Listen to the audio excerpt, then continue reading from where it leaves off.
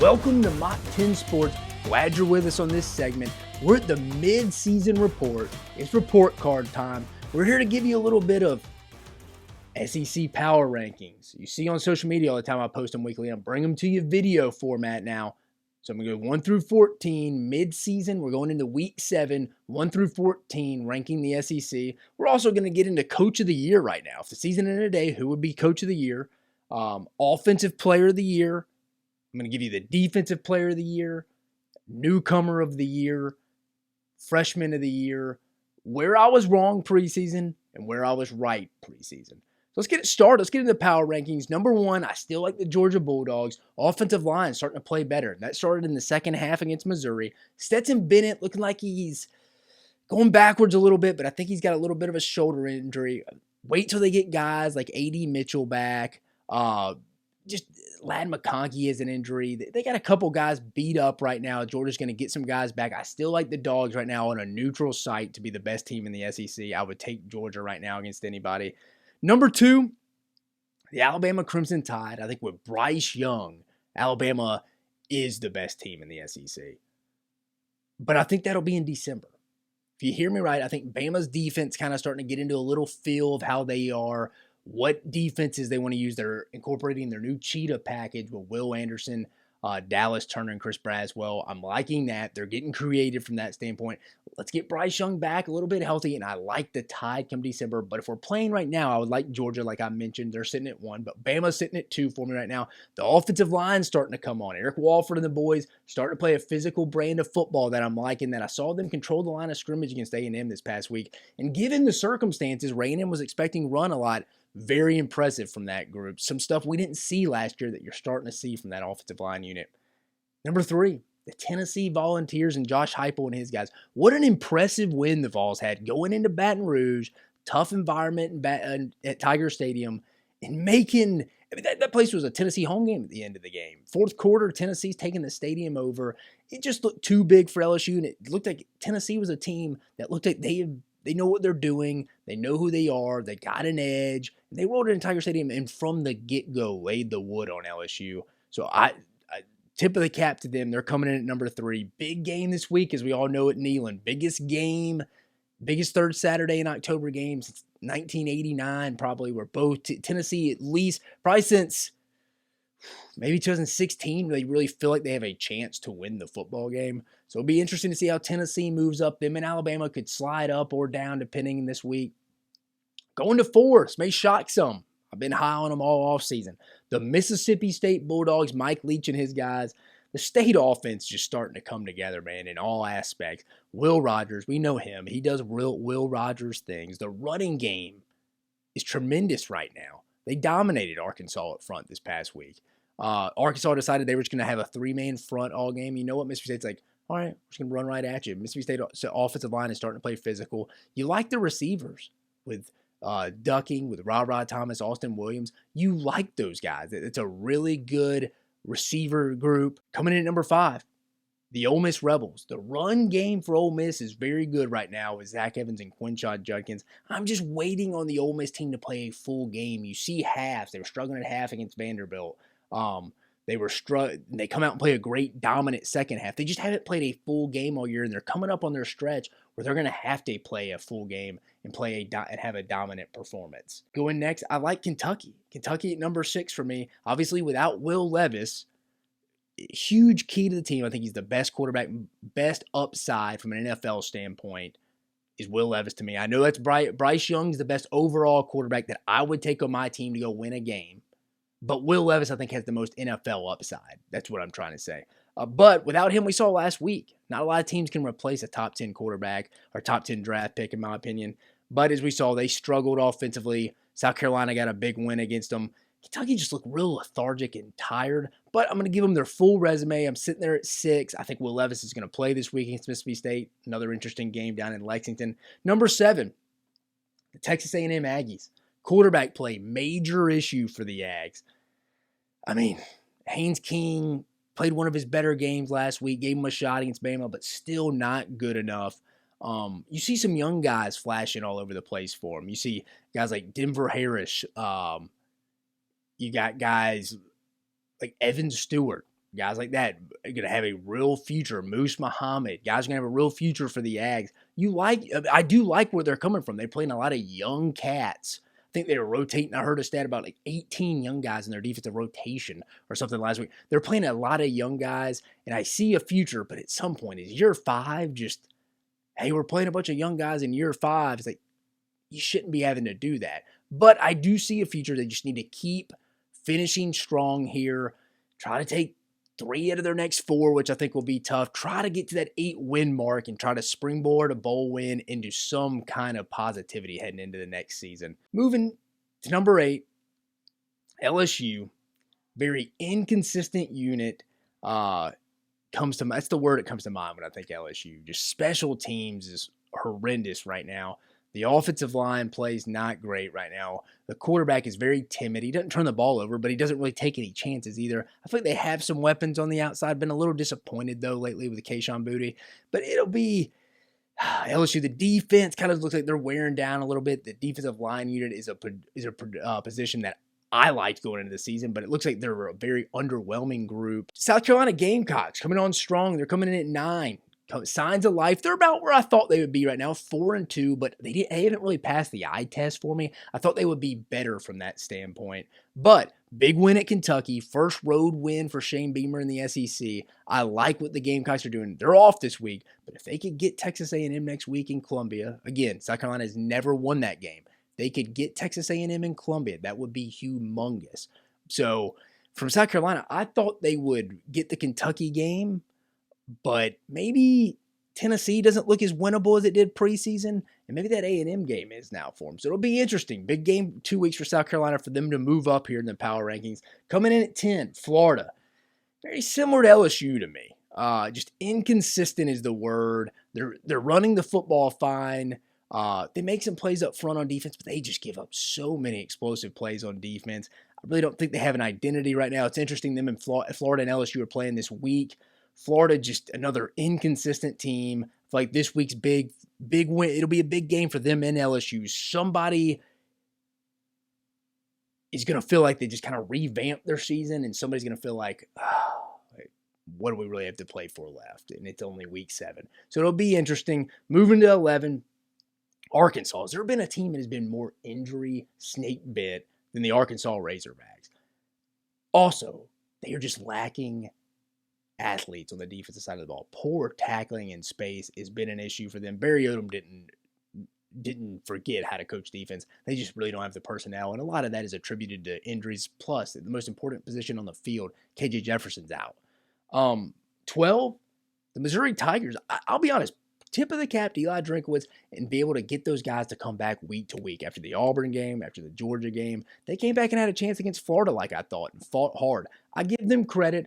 They're a competitive team in this league, but they're coming in at 12. Number 13, Auburn. Offense and just second half adjustments have just been a major struggle for the Tigers. The defense is solid, but they just wear down at some point because the offense just cannot get anything going. It just kind of is what it is for Auburn right now. And then finally, Vandy. 7 at 14. I like what Vandy and Clark Lee is doing this year. A very improved team. I knew coming off a bye week they would have a solid plan against an Ole Miss team that was coming off a physical game. What do you know? They were leading at halftime. They're an improved, competitive team. I like Clark Lee. Give him, I heard someone mention today, give him 7 years. Give him time. His issue is just going to be able to retain the good players like A.J. Swan to stay on their team. That's going to be the issue. The guys at receiver like Shepard, keeping guys like that on their team and not entering the transfer portal will be his biggest battle. But I like where they're going with that. So that is my power rankings as we stand right now through the midseason point. Moving on to some of my accolades at the midseason point. Remember, these are my accolades. If the season ended today, these are who these awards accolades would go to. So leading off Coach of the Year at the midseason point of the 2022 SEC football season.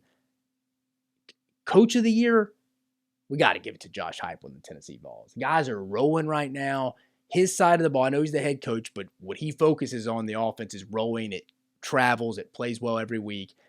They got a big one this week against Alabama. But right now, Coach of the Year, I mean, who else would it be? It's got to be Josh Heupel. I think the guy's done a tremendous job this year. They got a big tier win against LSU on the road where they just looked like the totally better team going into Tiger Stadium. and just putting their will against LSU, just dominating on the line of scrimmage, special teams, offense, defense. Very impressive win for the Tennessee Vols this past week, and tip of the cap to Josh Heupel and what he's done so far this season in building that Tennessee program up, and they're on the right trajectory to kind of take that spot to go compete with Georgia in the SEC East to come. Offensive Player of the Year. Let's stay in Knoxville. How about Hendon Hooker? 10 touchdowns to 0 interceptions and a 70% completion percentage. I think in his career, I know we're just talking about the midseason point of this season, but for his career, Hendon Hooker has 3 interceptions. Guy doesn't turn the football over. Perfect quarterback for the Josh Heupel system. He's the Offensive Player of the Year, and he's got a real chance to go have a Heisman, as some people call it, Heisman moment this week at home against an Alabama defense that's the top defense in the league, top 5 in the country. This is his opportunity. But right now, as we head in this week, there's no doubt about it. Hendon Hooker is the midseason Offensive Player of the Year. Moving to the other side of the ball, the Defensive Player of the Year. Will Anderson from Alabama. We all know that. That's no surprise. 29 total tackles, 5 sacks, and just had 8 quarterback hurries this past week against A&M. I know a lot of people don't keep up with that stat. That's a very important stat. Sacks aren't everything. It's always about affecting the quarterback. Go listen to Nick Saban. He affects the game every week. Guys are always pointing out, there's 31. There's 31. You have to know where he is at. One of the more dominant pass rushers I can remember in SEC history, a long time, just a dominant pass rusher. He's continued where he left off from this past year, not just even from his stats, just his impact on the game. So that's why the midseason award for Defensive Player of the Year would have to go to Alabama's Will Anderson. Newcomer of the Year, Jahmyr Gibbs from Alabama, the Georgia Tech transfer, 532 yards, 8.3 yards per carry for 2 rushing touchdowns. Also, big threat in the receiving game for the Tide. 220 yards receiving and 2 touchdowns. Jahmyr Gibbs has by far been the newcomer of the year in the SEC. Alabama would be struggling right now without him from a playmaking ability standpoint. He bailed him out in the Arkansas game, had some big plays against Texas A&M. Alabama's kind of figuring out who their go-to guy, even with Bryce Young, was at receiver after losing Jamison Williams and John Mechie from this past year. They need someone to step up at receiver. And you know what? Jahmyr Gibbs, he really has been their MVP on offense and carried the load so far. So that's why I give him the nod from newcomer of the year so far at the midseason in the SEC. Freshman of the year. Called this going into the season. I'm proud of myself for this one. Quinshon Judkins, the true freshman from Ole Miss, from Pike Road, Alabama. 581 yards, 6.1 yards per carry, and 8 touchdowns. Him and Zach Evans play off one another in this very good early season Ole Miss run game. They're getting to the meat of their schedule, the grind part of their schedule. Will that keep up? I think so. I think the run game's going to travel for them. But Quinshon Judkins, just a dominant first half of his freshman season. Tip of the cap to the young man. Let's see if it continues throughout the rest of the season. Moving on. Where I was wrong. I'm a humble guy. I can admit when I'm wrong. Where I was wrong. First, South Carolina. They are where I thought they would be, 4-2. I thought going into the year they would lose on the road at Arkansas and would lose to Georgia.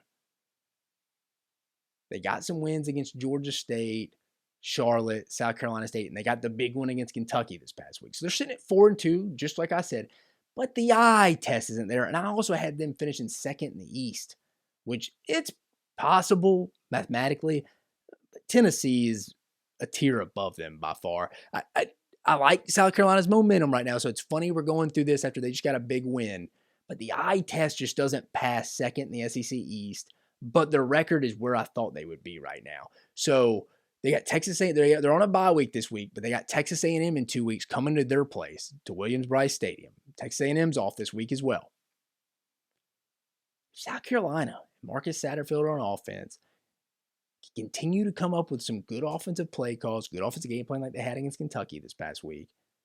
South Carolina's never won this game against Texas A&M since Texas A&M's been in the SEC.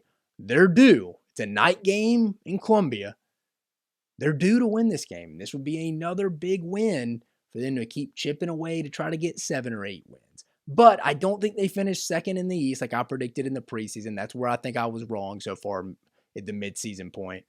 Moving to my second where I was wrong. Texas A&M. I had them finishing second in the West, and that's not going to happen. A&M, talented team. As we saw this past week against Alabama, a lot of young guys just flashing and playing well. I think sky's the limit, but they're struggling at the position, the most important position in sports. I say it every episode, the quarterback position. They got to find one this offseason. And I know we're talking 2022 midseason report. They got to find one for next season. Maybe Connor Wigman's the guy. Maybe we see him just depending how things go down the road. But I had Texas A&M finishing second. Just real high and low. They easily could have lost to Arkansas. The team is not very mature right now. They're having some inconsistencies across the board. I thought they would be better, but I'll say this. If Texas A&M can go get the win against South Carolina and they get Ole Miss coming to town that next week, you don't want to play A&M if Jimbo can right the ship here. Take some things from the Alabama game that they can build on in this bye week and say, hey, let's go finish this season strong, guys, and have some momentum for next year. Retain the players you got. Go get a quarterback or develop Connor Wigman.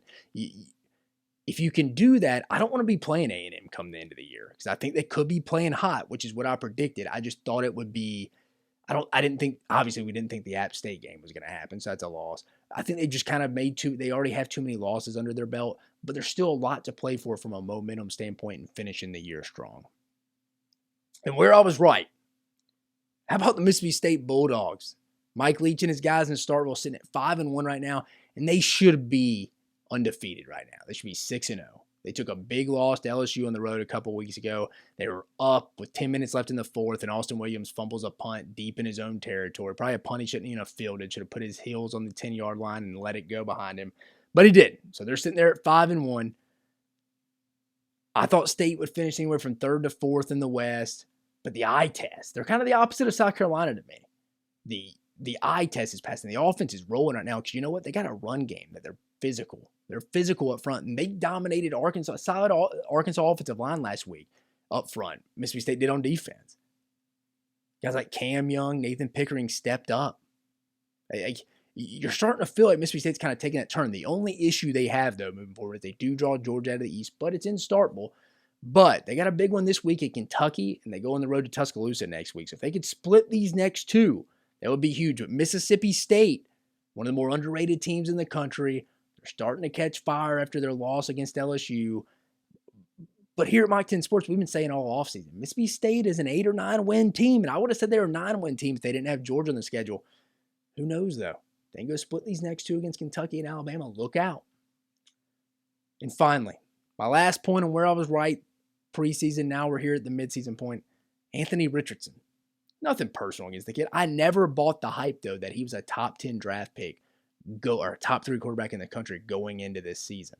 I know everybody freaked out after the Utah game, and he did. He had a good game. But everybody was like, oh, yeah, he's all over. He's one of the better quarterbacks in the country. Do you see the raw ability, how the ball jumps out of his hand? I just didn't see it, man. Like, you see the upside in the athleticism, but we were already ready to crown him as a top 10 pick, and I just didn't believe it. I mean, he may be a top 10 pick, but not this year. I mean, his stats are at 55% completion percentage, 5 touchdowns to 7 interceptions. That's just not getting it done. I feel like he's already nicked up.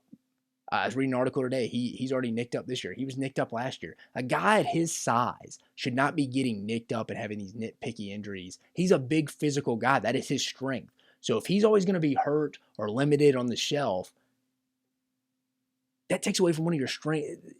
It's contradicting to your style of play. You kind of look at not a very confident kid right now. Us staring here at the midpoint. He needs to come back and develop under Billy Napier's system. He does. He needs to come back and develop for another season. I never thought he was ready to take that next step. He didn't play at many games last year. You saw one quarter in the third quarter against an average LSU team that he had a good game against, that people were just riding all offseason, and it just hadn't transitioned this year after week 1. I hate to say it, but I saw this coming. Just he is not ready from that standpoint. Get another offseason to stay in Gainesville, develop with the new staff. And you see the raw ability. I'm with people on that. The size, the arm talent. He just has to develop from a cerebral standpoint, from a progression standpoint, and just his overall mechanics from a throwing standpoint.